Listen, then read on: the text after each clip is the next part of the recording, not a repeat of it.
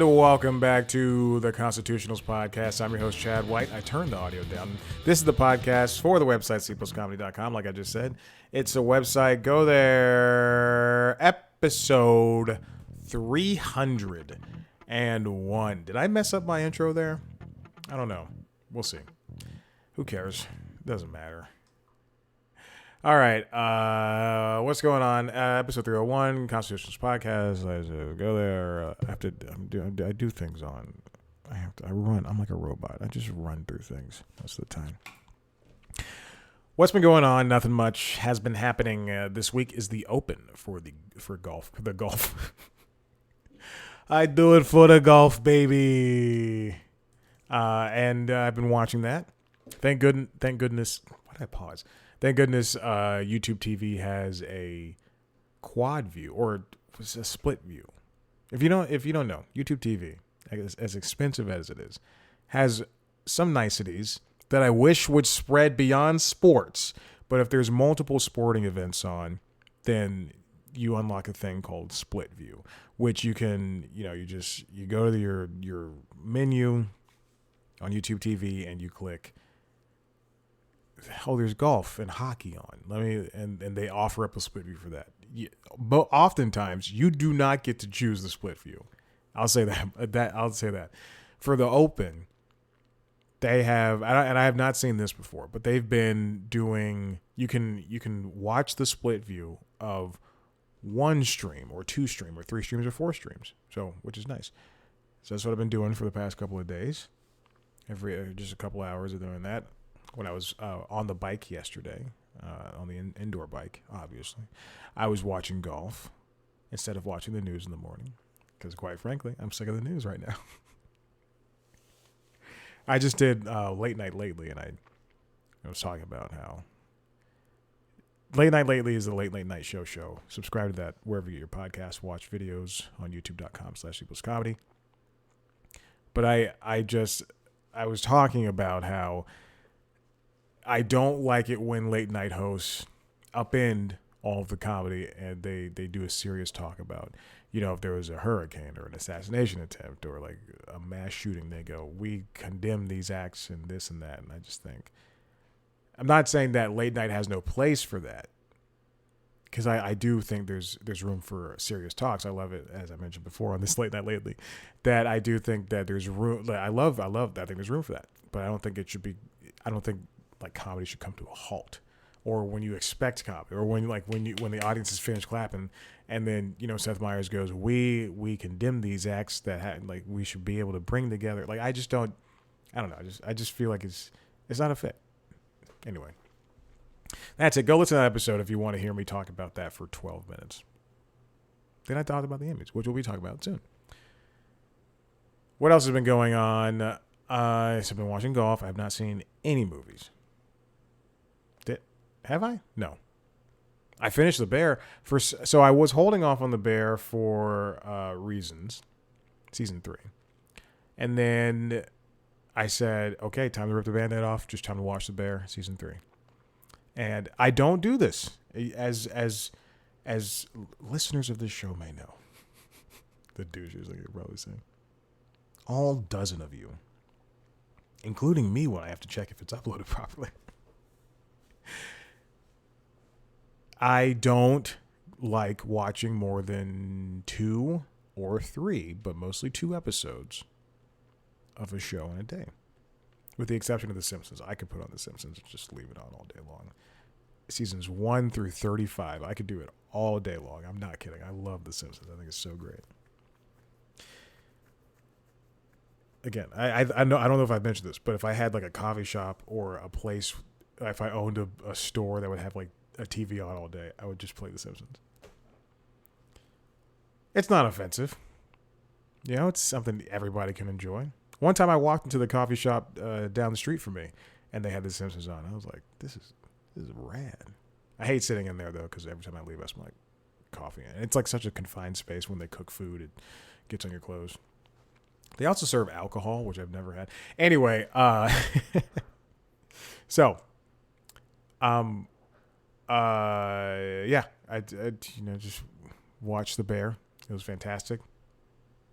I stay away from the internet, so I don't know. I didn't know until after the fact that people were taken aback by the cameos and that people felt it was to a lesser degree as good as the second season. I love the second. The second season is just a wonderful follow up to television, and because I read that stuff after the fact, I'm thinking, oh, you know what? Like this season, there's an episode where John Cena pops up as he's related to one of the characters, and he just pops up, and I went, that is shocking. And then I read criticism of the season. I went, that makes sense. That was the only distracting one. Everything else felt fine. There's a bunch of chefs that showed up in the last episode. And I know that this season was shot back to back with season 4, so it really felt like it was a part 1, part 2 situation, which has its pluses and minuses. It's an issue I have with the Harry Potter movie, the last 2 Harry Potter movies, and the last 2 Twilight movies, and the Hunger Games movies. I still have not seen. This is not a joke. I love the Hunger Games franchise. I still have yet to see Mockingjay Part 2. It's always on free services, and I just don't want to watch it with commercials. I'm watching the Forever Purge right now on Prime, and it's taken me a heck of a long time to get through it because it's on Freevee, which is on Prime. All right, let's get into this because we got a lot to talk about. This comes from the New York Times, written by Matt Stevens. To bring back a college football video game, it took 11,000 paydays. So one of the reasons why there's a lot of reasons why the college football games went away, while NCAA football, the video game, went away. It was for EA. They would end up having to pay people, which they don't want to do. And it was just diminishing returns for them. But fans love the NCAA games because you could play those games. You could play with your favorite college. You could have this whole dynasty in college. And then if you played Madden, you could take that character or your team or whatever, your character mostly, and then you could, he graduated from college and we're going to send him to the NFL. And now he can play in the NFL. I can take my University of Florida player and send him to the Dolphins. Or Jacksonville. I should have said Jacksonville Jaguars. That's a much better team I enjoy watching.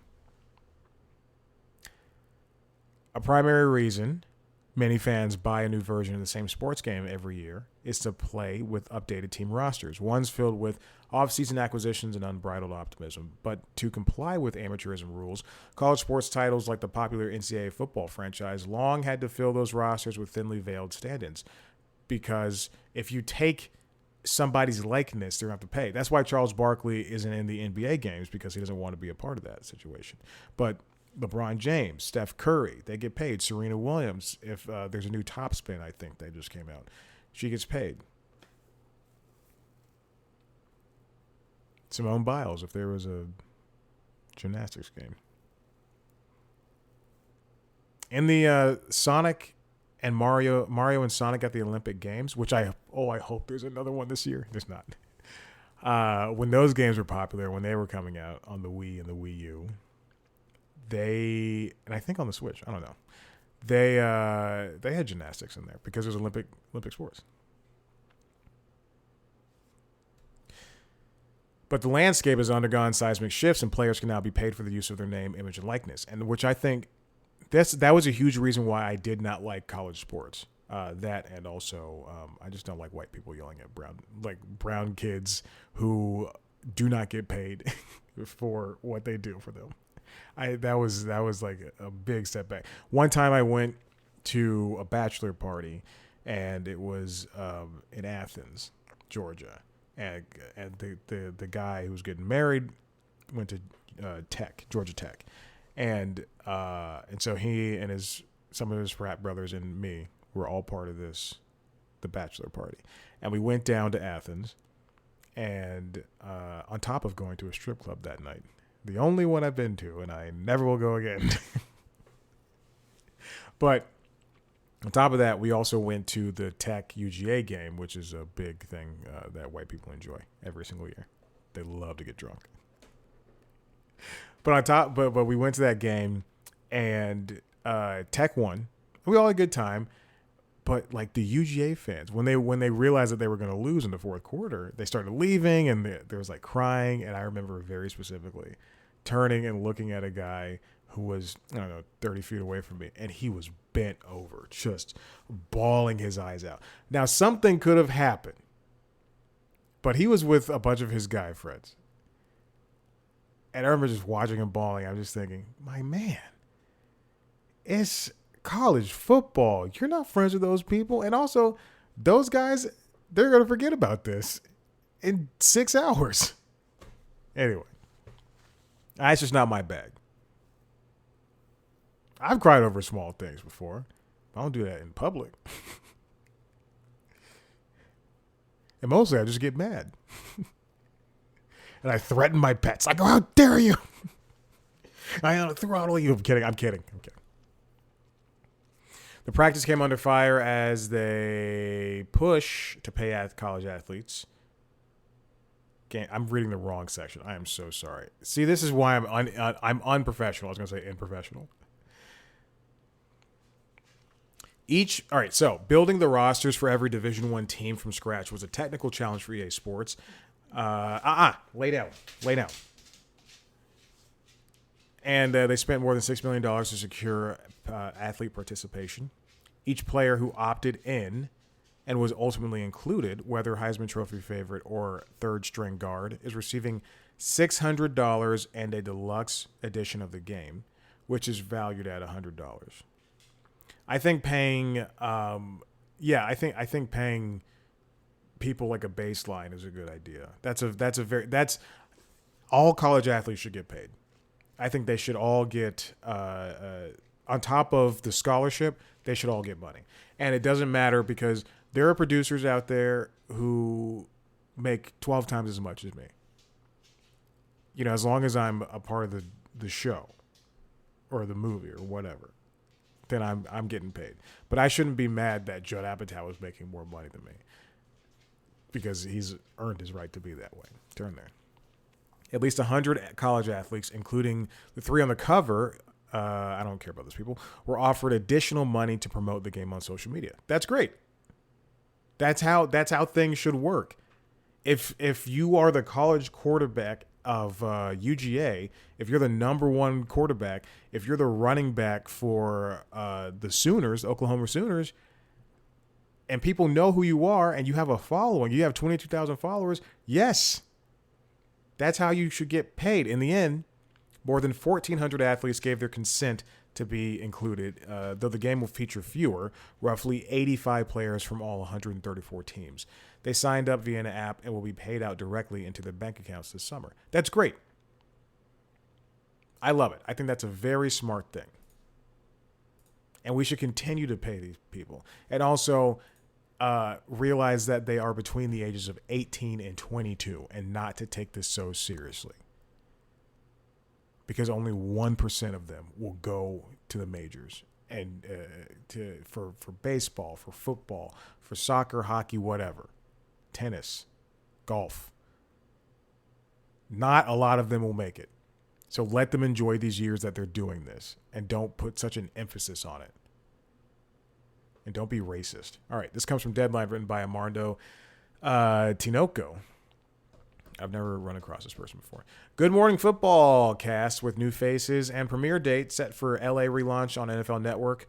Good Morning Football Overtime to stream on the Roku channel. There's a lot going on in this thing. I just saw, okay, speaking of sports, I just saw an ESPN headline pop up that says, Rory McIlroy admits he was thinking about where he was going on vacation after 22 holes at the at the Open. He was not playing well. Neither was Tiger, but I support both of those guys. A lot of people were not playing well at the Open, and it will be up in the air to see who wins. The NFL Network has set the cast and premiere date for the Good Morning Football relaunch from their LA studios this year. If you don't know, at the end of this past football season, which I didn't know until a couple of months ago, NFL Network canceled Good Morning Football. They put them on break, and then they started letting people go, and they were going to move the show from New York to LA. This show is such a great New York show, and it was so good and so fun. It's just a great football talk show. I will say this until the end of time. The current crop of shows between ESPN and Fox and CBS, I guess, I don't know.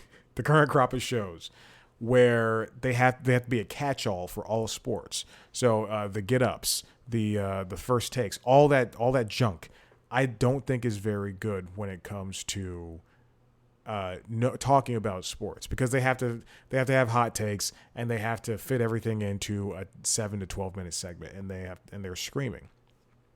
The shows get better when they get, and more refined when they get to these very specific shows. If you go to MLB Network, they're going to have the best baseball analysis. When you get to I guess NBA TV. When you get to NBA TV, they're going to have better NBA analysis compared to First Take. When you get to NFL Network, same thing. It's just in golf, and I love watching the Golf Channel. I don't know about Tennis Network because they were gone from YouTube TV for a long time, and now I only watch them when big events are on. Jamie Erdahl, Peter Schrager, and Kyle Brandt are coming back to the show. I believe that Peter Schrager and Kyle Brandt will be splitting time between New York and LA. Jason McCourty's not coming back. He's staying in New York. The show's going to relaunch Monday, July 29th at 8 p.m. What? Oh, I didn't know that. I thought it was going to be in the morning. Interesting. I don't like that at all. Joining the table are Cherie Burris and former NFL star Akbar Gabalajamalia. Cherie Burris, I did not know who that was. She was a sideline reporter, and now she's making it to the big leagues. Look at her. I'm excited. They're gonna have a big showcase. People love this show. What they should have done with this show is they do not have a big social media presence, and they never ever put their clips online. And so if you ever saw anything, it'd be like a scant Twitter post or whatever. But they should have clipped out that show, put it on Instagram, put it on YouTube, because watching Kyle Brandt do the run of the week, whatever it was called, Angry Runs. But watching him do that was so fun and so funny. I love that. Peter Schrager is so smart. He's been doing this for decades. I don't know how long he's been doing it. He's been doing it for a long time. And I just love watching those people talk about football because they're so smart and knowledgeable. And to cancel this show and have it off for so long, they usually go dark after the football season, but they would usually be back by now, talking about drafts and what could happen, all that stuff, which is the type of analysis I do not like for any sports. I do not like watching Mina Kimes talk about what could happen this year for football. I hate that. I want to talk about what's in season, so I take some breaks when it comes to sports analysis in the off seasons. So I don't watch anything with baseball in the off season. I don't watch anything with football in the off season. No. Anyway, with the relaunch of Good Morning Football, the GMFB brand will be expanding to GMFB Overtime, which is a new 10-hour daily show that premieres on Roku channel on Monday, July 29th at 10 a.m. Eastern. Oh, okay. You know what? I think this 8 p.m. thing might be wrong. Yeah, why would it relaunch Monday at 8 p.m.? And then the 10 a.m. would happen before that? No, so it's probably 8 a.m. Good Morning Football is so good. I think what I think happened is that NFL Media, NFL Network, along with I believe NFL Media is the whole company, but I believe they just got rid of their New York studio, which I don't know why. I understand that their LA studio might be a little bit more fitting of them, and they said they're like down the street from SoFi, but I don't know. I think having the New York branding would have been so good. Oh my God. Good Morning Football is one of my favorite. Like, it's up that and Inside the NBA. But it just I don't NFL makes billions of dollars, and they refuse to spend any money on NFL Media. They got rid of all the what's it called? The documentary unit. I believe they got rid of Yeah, those people. And they cut back on a lot of people like Will Silva. I'm going to watch it. But this Roku channel BS, put it on YouTube. Cut some video. You have editors, you have producers. Just cut some video, cut some clips. It's easy. Trust me. All right, let's move on to how long are we doing this? Okay, let's talk about the Emmys. I'm gonna do this. I'll do this. I'll do the other story later. See, this is what I should be doing: is moving stories around. The Emmy nominations have a lot of surprises. Again, I don't know if I mentioned this. I think I mentioned this in Late Night Lately, actually. We had the Emmys at the top of, we had last year's Emmys, the 2023 Emmys, at the top of this year because of the strikes. So it shouldn't even, it shouldn't matter if we already had Emmys or not. That was for last year. And that was for the last seasons. Now we're talking about this season's Emmys. I talked about the late nights ones, but this year is great. We've got a diverse lineup, and it is just fantastic to see how people are embracing people of color, how they're embracing the queer community, how they're embracing women. The Bear and Shogun, both Hulu and Disney shows, lead with 25 for Shogun and 23 nominations for The Bear. It's sensational. The Bear won 10 last year. Remember. FX's Surge made it the second most nominated network. Hey, stop eating that. Stop. You can, I understand what moms can see everything. All I heard was her. And I have noise canceling headphones on. All I heard was the cat chewing on a wire. God, don't act like it's 5:02. You're eating in 28 minutes, guys. Calm down. FX is behind Netflix's 107 nomination totals. HBO and Max are in third at 91. Which wasn't one of the top two networks for the first time in multiple decades. Wow.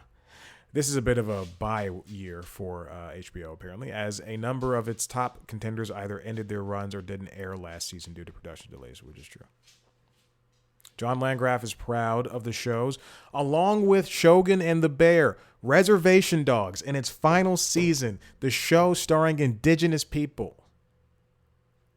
Pulled up a couple of nominations. Reservation Dogs is a fantastic show.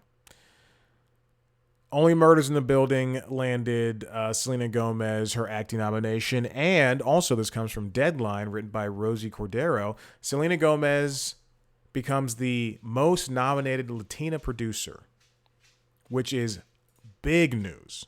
That's huge. I believe Ava Longoria, she beat out Ava Longoria for that. Speaking of Latinas, Sofia Vergara, this comes from The Wrap, written by Phil-Anna Ng. Sofia Vergara is the first Latina since Anya Taylor-Joy to land acting nominations for a limited series.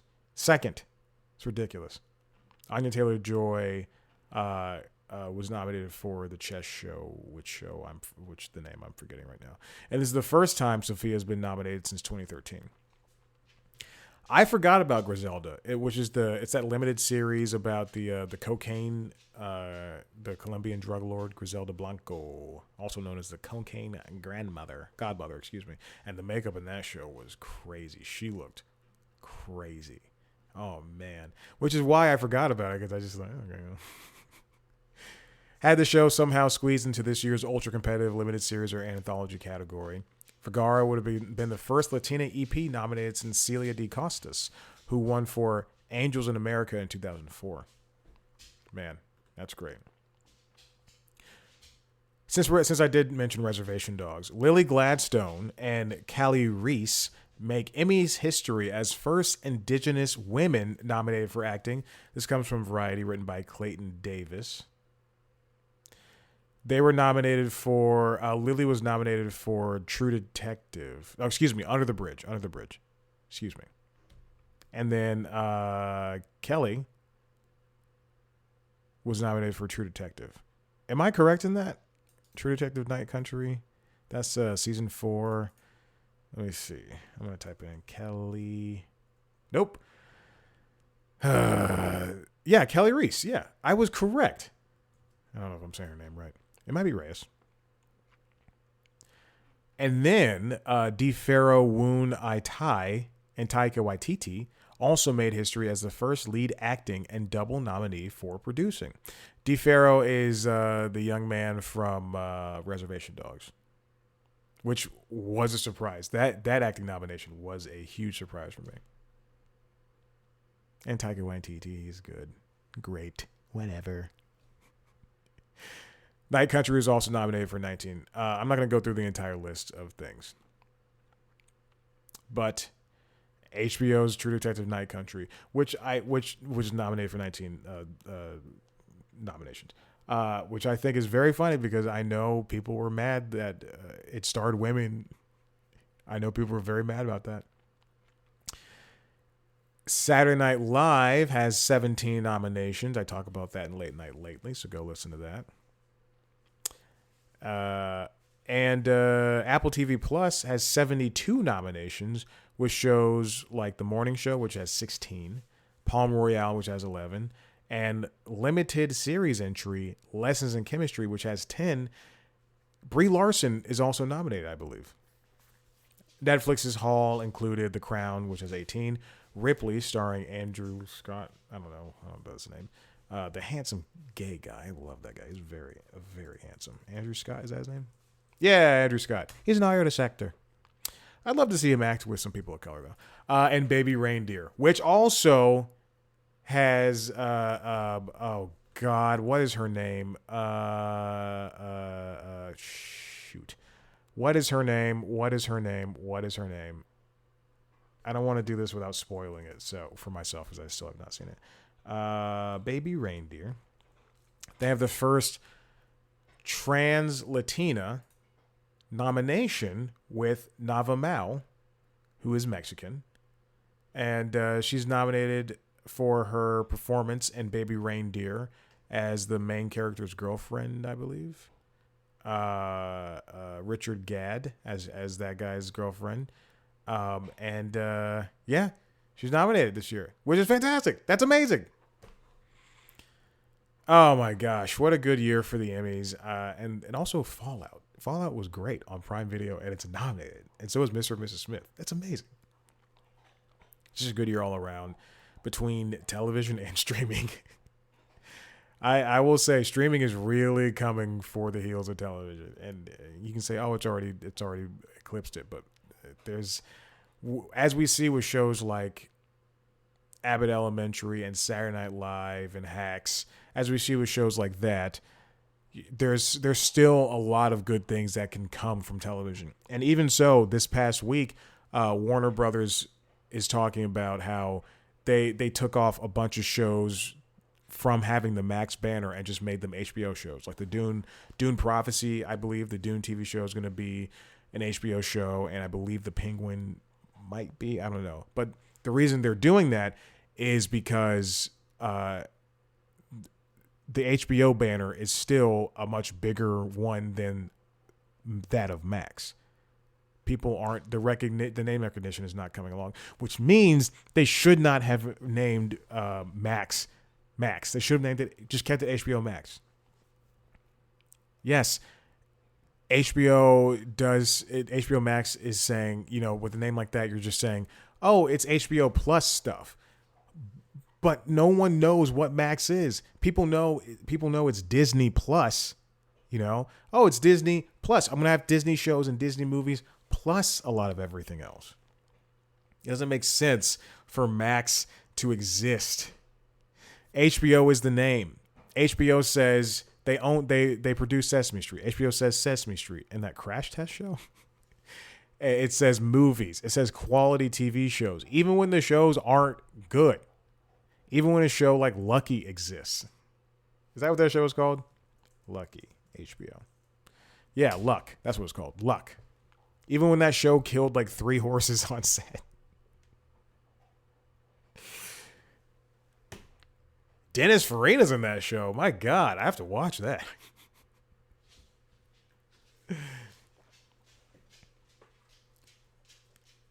Also, The Simpsons, my favorite show of all time, is nominated for Outstanding Animated Program, right next to Bob's Burgers and X-Men '97. I've never seen Blue Eye Samurai, but I believe that's a Netflix show.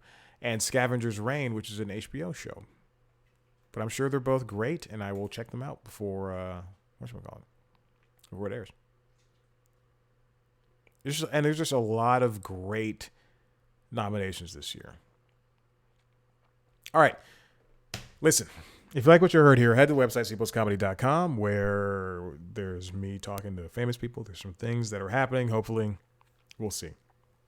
It's been a bit of a drought for interviews this year. There's also, if you want to see a video version of the show, head to youtube.com/cpluscomedy, where you can watch video versions of this show, as well as Late Night Lately, which is the late night show, and LinkedIn Logs, which is the jobs podcast. So there you go.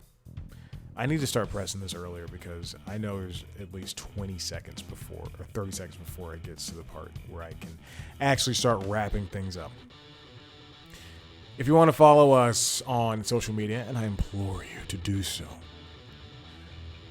TikTok, Twitter, Instagram, and Facebook at @CPlusComedy. Me at Chad Blackwhite. Thank you so much for listening, and we'll see you next time. Bye.